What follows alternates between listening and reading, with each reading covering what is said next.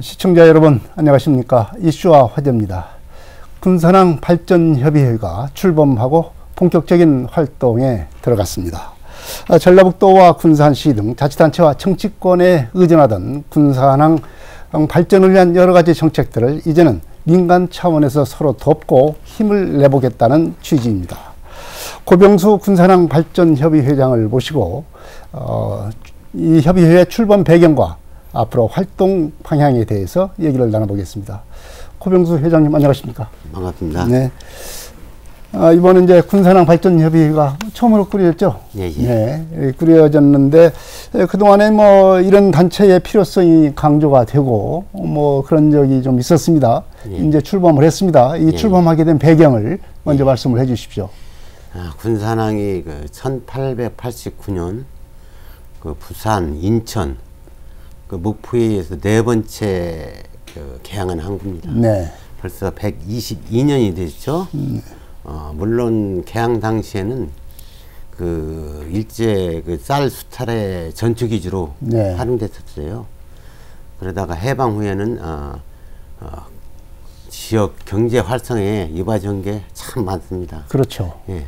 군산뿐만 아니라 전라북도 내에 많은 물동량을 취급했고, 또 70년대, 80년대에는 전국의 6위권 항만이었었는데, 시민들이 무관심하고 도민들이 무관심으로 인해서 많이 침체됐습니다. 지금 현재는 12위권으로 처졌는데요. 우리 항만 이용자들이 이대로 군산항이 침체되는 것을 볼 수만은 없다 해서 이번에 군산항 발전협의회를 창립하게 됐습니다. 네. 정말로 이제 군산항의 어떤 침체 현상을 이제는 당사자들이 직접 나서서 한번 해보겠다. 막 이런 의지를 지금 표현한 것 아니겠습니까? 예, 맞습니다. 네. 이제 군산항 발전협의회가 이제 민간의 어떤 단체로서 출범하게 됐는데, 이게 협의회를 구성하고 있는 분들이 이제 어떤 분들로 구성이 되어 있습니까? 저희 협의회는 순수한 항만 이용자들이 협의회를 꾸렸습니다. 절대 저희는 이용자가 아닌 사람들은 여기에서 활동이 좀 뜸하고 순수한 이용자들만 민간단체로 이렇게 꾸미다 보니까 그 사람들 열정도 대단하고, 또 업체들이 방역업체를 비롯해서 조선사, 관세사, 또 하역업체, 해상 운송업체, 또 항운 노조, 할 것 없이 군산항을 이용하는 사람들의 총망라해서 군산항 발전협의회가 꾸려졌고요. 또한 군산항의 발전이 군산 수협의 발전과도 직결됨으로 해서 군산 수협 조합장이 회원으로 활동하고, 또 군산대학교 국제물류학과 교수, 전북연구원의 물류분야의 전문가 박사님이 저희 회원으로서 자문을 하고 있습니다. 네, 군산항과 관련된 여러 가지 업종에 종사하시는 분들, 그리고 그분들뿐만 아니라 학계 전문가들도 같이 모여서 이제 협의를 구성을 하고 계시는데, 이 군산 항만과 관련된 업종들이 매우 다양하고 종사자 수도 많지 않습니까? 우리가 좀 일반 시민들이 이 항만에 종사하는 업종이 뭐고 또 종사자 수는 얼마나 되는가 잘 모르는 것 같아요. 이번 기회에 한번 설명을 해 주시기 바랍니다. 항만운송사업법이 업종을 규정하고 있습니다. 선박이 들어오게 되면은 길을 안내하는 도선사, 또 거기에 이제 배가 접안할 때 예부선 업체, 그리고 나면은 이제 소독이나 방역하는 업체, 또 그러고 나면은 이제 하역을 해야 되겠죠. 하역업체, 또 그러고는 이제 하역하고 나면은 운송업체가 필요하죠. 그렇죠. 운송업체, 또 여기에 그 선박에서 필요한 선용품 업체들이 있습니다. 네. 선박 급수, 선박 급유, 네. 또 선식업, 뭐 네. 세탁물 그 세탁업체, 네. 뭐 참 많습니다. 네, 그야말로 이제 배에서도 이제 거의 이 선원들이 생활을 하게 되니까 예. 거의 일반 주택이나 마찬가지로 예. 다 갖춰져야 그렇죠. 예. 되는 것 같습니다. 예. 네. 그렇기 때문에 이제 업종이 다양할 수밖에 없고 이렇게 되면 종사자들도 상당히 많을 것 같아요. 네. 지금 해수청 그 출입자 발급 기준으로 볼 때 네. 지금 한 6,000여 장이 나갔으니까 6,000명이 현장에서 실제 종사하는 분이고요. 네. 또 여기에 따른 그 각 그 직장의 그 사무실 직원들은 네. 뭐 출입증이 없겠죠. 예. 그리고 또 출입증 없이 그 항만을 왕래하는 네. 그런 분들, 또 이 항만이 있음으로 해서 관계 기관들, 네. 뭐 해수청이라든가요, 해양경찰서라든가, 뭐 세관이라든가, 네. 검역수라든가 네. 그런 분들이 종사자라고 볼 수 예. 있습니다. 뭐 관련 어떤 공공기관뿐만 아니라 예. 이런 여러 가지 관련 하역이랄지 운송이랄지 그런 그 업체들도 예. 상당수 있고 뭐 아까도 말씀을 드렸지만 배가 들어올 때부터 나갈 때까지 예. 그 업체들이 촘촘히 엮여져서 이제 말하자면 그런 6천 명이 매일 이 항만을 그 출입증을 가지고 하고 있고 출입증 나가진 사람까지 포함하면은 거의 2~3배 정도는 봐야 된다 그렇게 봐야 되겠네요. 그렇죠. 예. 네. 그래서 많은 분들이 그 항만에 종사하고 있습니다. 예, 적어도 한 뭐 2~3만 명은 뭐 되지 않겠나 이렇게 얼추 추정이 됩니다. 예. 그 정도까지는 좀 안 돼도 네. 거의 뭐 가까이 들 겁니다. 네. 그런 측면에서 이제 경제, 이 항만 경제의 어떤 그 규모가 상당히 크다. 뭐 이렇게 볼 수가 있을 것 같아요. 그러면 이제 협의회가 꾸려졌습니다. 그럼 협의회는 이제 어떤 활동을 주로 할 계획입니까? 저희 이용자들이 그 이제 저희 협의 회원이지 않습니까? 네. 현장에서 보고 듣고 느낀 점을 그 현안 문제를 저희가 매달 한 번씩 네. 논의하고 토론합니다. 그리고 다양한 의견들을 수렴해서 네. 그걸 군산시와 해수청, 전라북도와 함께 네. 그 정치권에 연계해서 그 건의도 하고 네. 또 저희가 또 어떤 그 자료를 준비해 가지고 네. 또 우리 회원들한테 배부도 하고 네. 또 어떤 의견을 내는 그 당사자들 그분들한테 결과를 저희가 통보를 해주기도 하고 네. 그런 일을 지금 하고 있습니다. 네. 그 항만을 직접 이용하시는 분들이니까, 정말로 항만이 뭐가 필요하다, 뭐가 부족하다, 이런 것들을 다 절실히 느낄 수 있을 것 같아요. 예, 그야말로 제3자가 보는 것하고는 좀 체감하는 정도에서 상당히 큰 차이가 있을 거라고 이렇게 생각이 듭니다. 네. 군산항을 보게 되면 아까도 이제 회장님께서 말씀을 하셨지만 전국 31개 항만 가운데 그동안에 뭐 6위에서 한 12위, 11위로 이제 떨어졌다 이렇게 말씀을 하셨는데 이제 그만큼 물동량이 적어진다. 침체가 된다라는 것은 물동량이 적어진다. 뭐 그런 거 아니겠습니까? 네. 현재 그 줄어드는 추세, 물동량의 어떤 감소 추세 어떻게 지금 파악하고 계십니까? 저희가 전년도 볼 때 그 전국 14억 9,734만 톤 가운데 네. 군산항에서 처리한 물량이 1,813만 톤, 네. 그 1.2% 정도밖에 안 됩니다. 1.2%요. 네. 저희 군산항이 2010년도를 기점으로 해서 네. 계속 물동량이 줄어들고 있습니다. 다른 항구들은 계속 늘어나고 있죠. 네. 근데 저희는 거꾸로 줄어들고 있으니 이게 참 군산항 낙후가 이루 말할 수가 없습니다. 네. 예를 들어서 저희보다 90년 늦게 개항한 그 평택항을 보면은 네.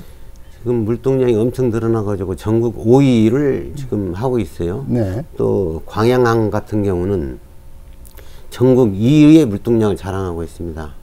근데 군산항이 지금 보면은 그 선석이 29개 선석이 있습니다. 네. 길이가 한 7.8km 정도 돼요. 네. 근데 선석이 29개 선석이 거의 휴업 상태예요. 비어있는 상태다. 누고 있습니다. 네. 저희가 그 2000년도 초반 때만 해도 선석이 없어가지고 네. 선박이 밖에서 웨이팅하고 있었어요. 네. 선석이 비야 들어오니까요. 예, 예인을 갖다가 하려고 대기하고 있는 그런 배들이 많이 있었는데 밖에서 대기하고 있다가 선석이 비면 들어오고 그랬는데 지금에는 어서 오십시오 해도 선석이 다 비어 있습니다. 네. 지금 그런 현상으로서 참 안타깝게 그지없습니다. 그 과거에 그 참 활성화됐던 시절을 겪은 회장님에서 볼 때는 참 안타깝게 그지없는 그런 현상이겠습니다. 네. 이제 그런 측면에서 정말 군산항에 이제 많은 과제를 안고 있는 것 같습니다.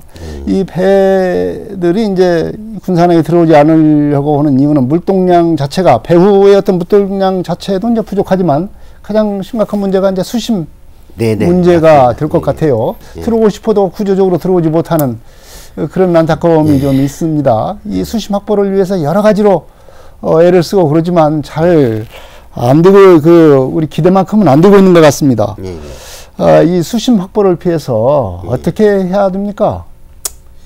항만은 저 국가에서 건설하게 되어 있습니다. 네. 그런데 항만을 건설해 놓고 수심 확보가 안 되니까 네. 좀 요즘 배들이 대형화되는 추세 아닙니까? 네. 배들이 지금 군산항을 기피하는 현상이 벌어지고 있습니다.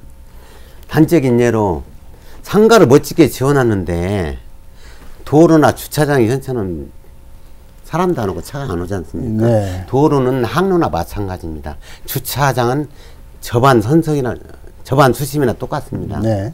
근데 항로 수심이 너무나 낮고 저반 수심이 낮아서 선박이 반조 때 들어와도 간조가 되면 선박이 바닥에 닿는 그 바텀 타치 현상이 일어납니다. 네. 이런 현상 때문에 안전에도 문제가 있고 물론 군산항이라는 그 특수성은 있습니다. 금강 하구에 그 위치한 그 항구로서 금강을 통해서 그 토사가 그 많이 밀려 내려오고 있거든요. 네. 근데 이것도 옛날 보면 농어촌 진흥공사라고 있었습니다. 네. 농어촌 진흥공사에서 하구 쪽을 막을 때, 이게 1990년도에 완공됐거든요. 네. 막을 때 그 용역을 줬습니다. 그때는 내항만 운항할 때예요. 네. 내항에도 2만 톤짜리가 들어왔으니까 지금 폐쇄됐지만 네. 용역을 줬는데 용역 결과가 어떻게 나왔냐? 하구 쪽을 막음으로 해서 토사가 내항에도 더 안 쌓일 거다. 네. 그런 결과물을 그 용역 보고서를 냈어요. 네. 그 90년대 완공되고 나니까 땅 막으니까 위에서는 위에를 토사로 쌓이고 밑에는 물이 만주 때 들어오면 정체되지 않습니까? 네. 뚝에서. 네. 근데 군산항이 아시다시피 탕류입니다. 그 탕류가 전부 다 가라앉아요. 네. 세팅되다 보니까 불과 대항 운항 몇 년도 못하고 폐쇄됐을 거예요. 이게 지금 그 농어촌공사로 바뀌었지만 그때 농어촌 진흥공사에서 그것도 잘못됐다 저는 그렇게 판단합니다. 농어촌공사에도 저희가 좀 잘못이 있다고 생각하는 이유가 거기에 있습니다. 네. 예. 이제 금강 하구뚝을 만든 것이 오히려 지금 그 토사를 쌓이게 되는 원인이 됐다. 네, 그런 됐죠. 말씀이죠. 네.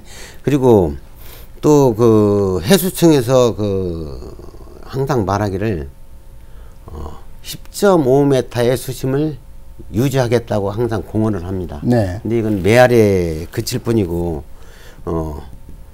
지금 수심이라는 것은 항로 수심이 있고 저반 수심, 선석 수심이에요. 네. 들어오는 도로, 그렇죠. 도로는 이제 네. 그 항로 수심이고 네. 저반되어 있는 것은 우리가 얘기하면 주차장인데 이게 선박이 저반에서 있으면은 수심이 낮아가지고 아까도 말씀드렸다시피 안전사고의 그 위험성도 있고 네. 그러다 보니까 군산항에 어떤 항구가 됐냐? 세컨드 콜링 포트가 됐어요. 세컨드 콜링 포트라는 건 뭐냐? 수심이 안 맞아서 네. 수심이 깊으니까 선박이 인천이나 평택이나 그런 데서 짐을 좀 하역을 하고 네. 측심을 좀 낮게 해가지고 들어옵니다. 네. 그 현상은 뭐냐? 군산항이 화물을 타항에 빼앗기는 결과를 초래하고 있습니다. 네. 이런 결과가 계속 실정이다 보니까 군산항이 날로 침체될 수밖에 없습니다. 그런데 이 준설이를 이제 해야 되는데 그렇죠. 이 준설이라는 것은 국가의 책무고 의무입니다. 네. 이건 지방 어떤 자치단체에서 할 수 있는 것도 아니고 또 어떤 뭐 어느 뭐 국회의원 한 사람의 힘으로도 들 수 있는 거 아닙니다. 이 준설을 국가의 책무와 의무를 게을리하고 있다는 얘기입니다. 네. 진짜 저희 그 군산항 발전에 비해서 정부를 저 준설 의무 그 위반으로 지금 입건해야 될 그런 형편입니다. 네. 준설이 국가에서 항만도 만들어 놓고 했으면 항만을 이용할 수 있도록 그런 그 다음 단계 조치들을 취해줘야 되는데 그런 조치가 미흡하다고 볼 수 있습니다. 네. 결국은 준설을 하는 수밖에 뭐 예. 다른 대책은 예. 현재로서는 없다. 그러면 준설을 적극적으로 해야 된다. 그런 얘기지 않습니까? 이 정부로서는 뭐 해수청 이런 데서도 보면은 이 준설 예산을 한다고는 하지만 예. 상당히 부족하지 않습니까? 이게 있습니다. 이제 해수청 그쪽에서는 네. 군산항의 준설비가 다른 데에 비해서 많이 나가지 않느냐. 네. 근데도 그러면 되냐. 아니 집 고치는데 새 집 고칠 때는 돈이 얼마 안 들어가지 않습니까? 혼집 고칠 때는 돈이 많이 들어가잖아요. 네. 군산항의 특수성을 감안해서 준설비를 책정해야지 정치권의 논리로 어떤 빽 있는 저 정치권 인사가 뭐 포트별로 나눠가면 그게 되겠습니까? 저는 그렇게 주장하고 있습니다. 군산항의 특성을 고려해서 네. 준설비를 좀 책정해달라. 네. 좀 주장하고 싶습니다. 군산항의 투수성을 좀 제발 좀 인정을 해달라. 예, 그렇죠. 다른 항구들과 비교를 해서 뭐 n분의 1 개념으로 준설 예산을 한다면 그렇죠. 그것은 말이 안 된다. 예, 그건 그런 말씀이지 않습니까? 예. 네. 저는 그 타당성이 없다고 생각합니다. 네.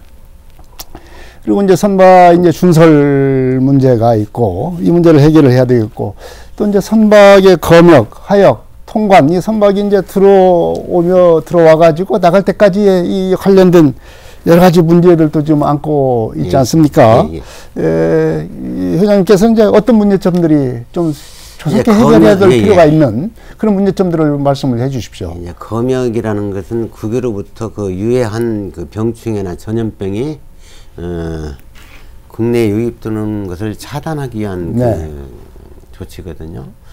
검역에는 이제 검사를 하고 또 소독을 하고 또 폐기도 하고 반송도 하게 됩니다. 네.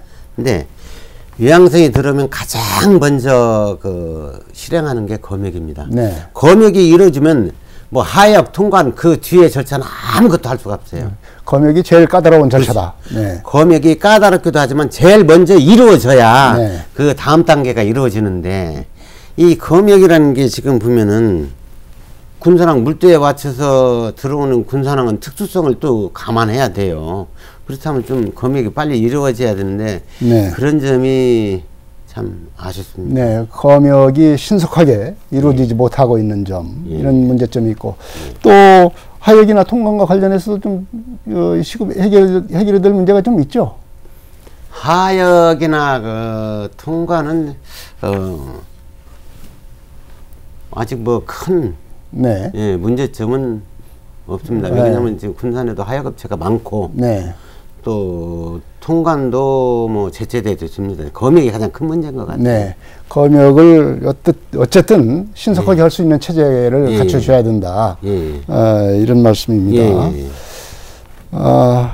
최근에 또 이슈가 되는 것들이 있습니다. 지금 온라인 수요가 온라인 상품의 그 운송 수요가 지금 많아졌습니다.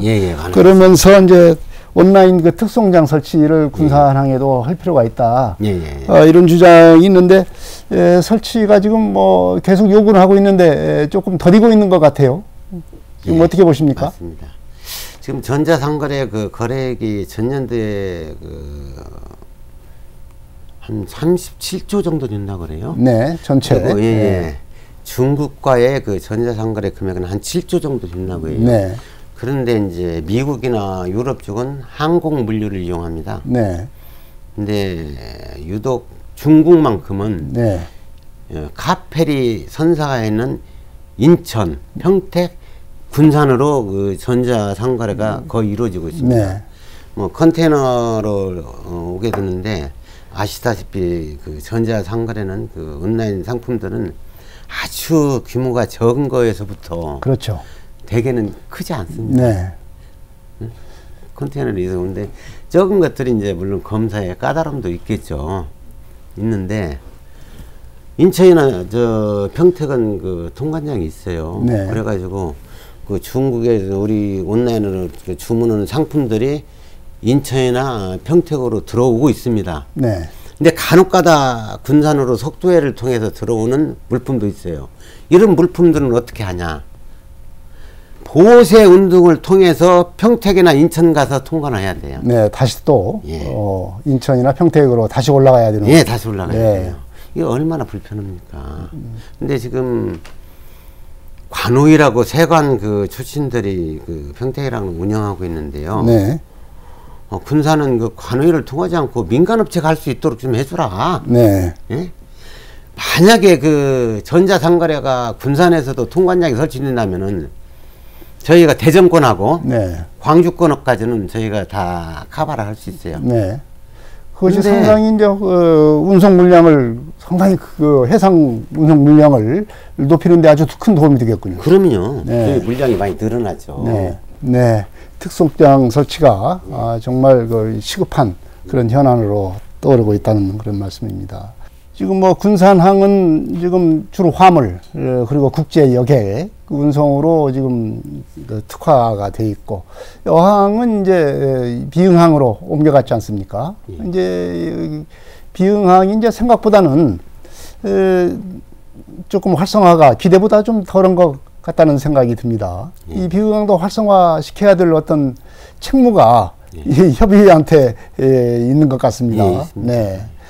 이 비응항을 어떻게 이거 활성화해야 됩니까? 예, 비응항은 전국 그 최초로 그 관광 개념이 그 도입된 어항입니다. 네. 2007년도에 그 준공했으니까 벌써 14년 됐네요. 근데 준공 당시부터 문제가 된 게 그 비응항 들어오는 입구가 너무나 좁습니다. 네. 그리고 그 내수 면적이 배가 들어온 데가 좁다. 예, 네. 배가 들어오는 데가 배가 들어온 길목이. 예, 예. 네. 그리고 내수 그렇게 충돌 위험이 있죠. 네. 내수 면적이 67,000평밖에 안 돼요. 네.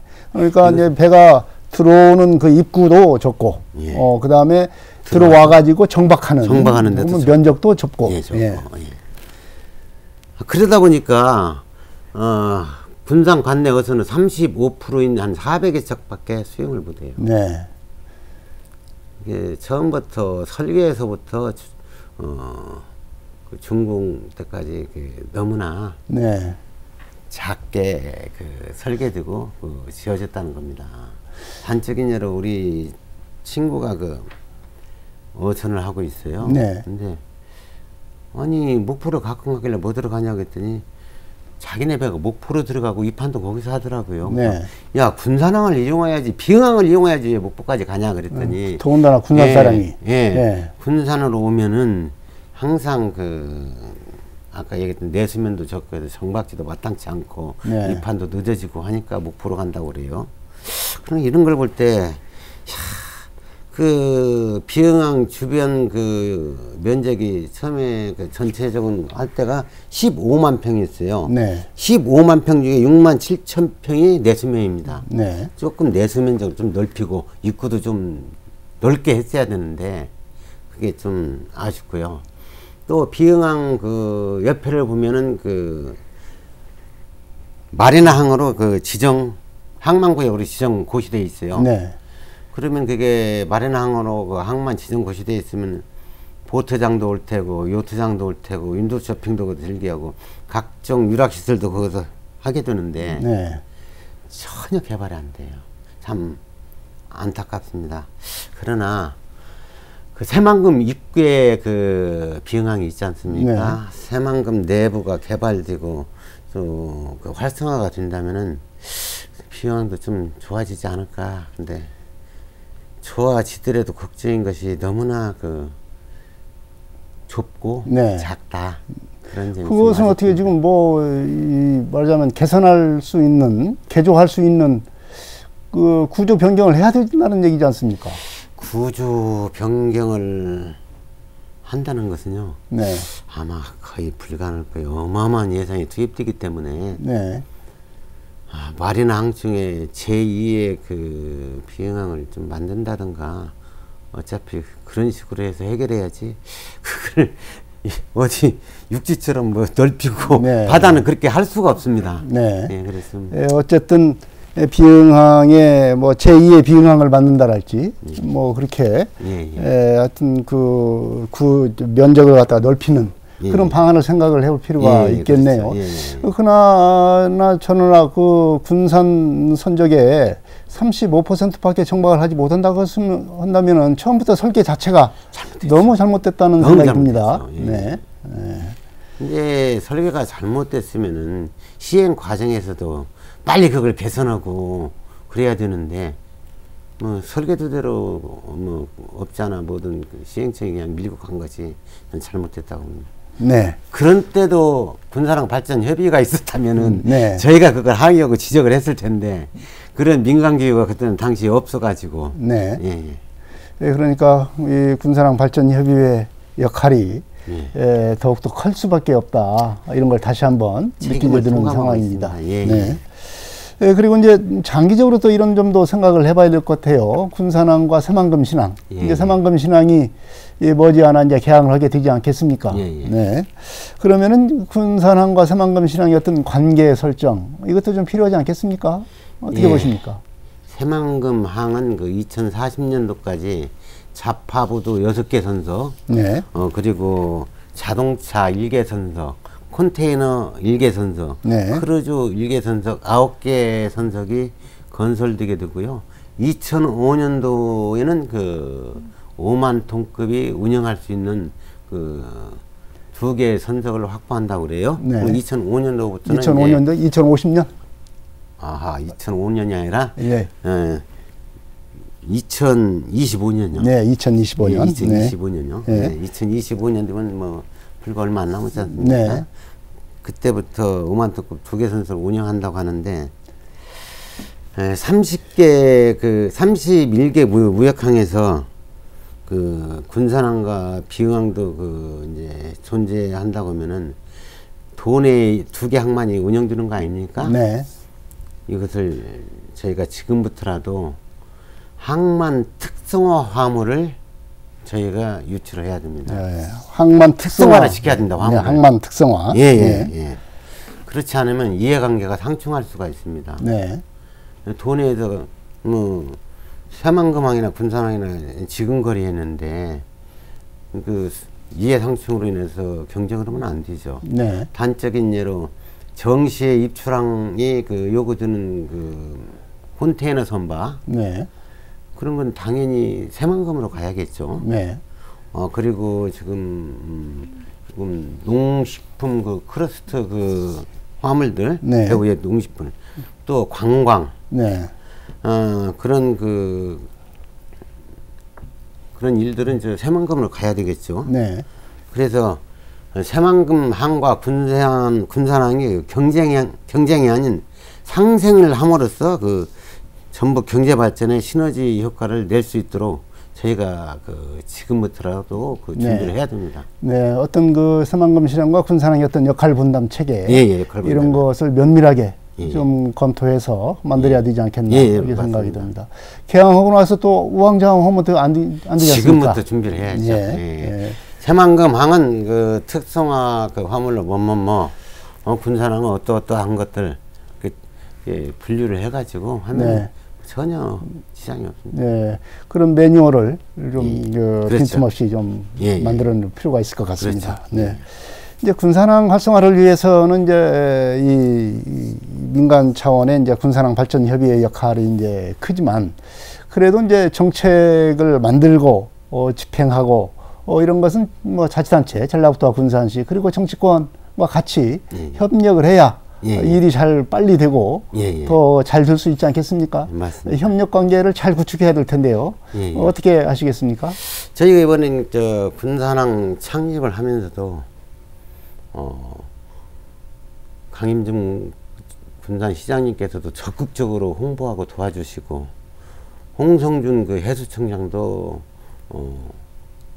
당신 일처럼 해수청 일처럼 열심히 도와줬습니다. 네. 저희 민간의 힘으로 할 수 있는 것은 한계가 있지 않습니까?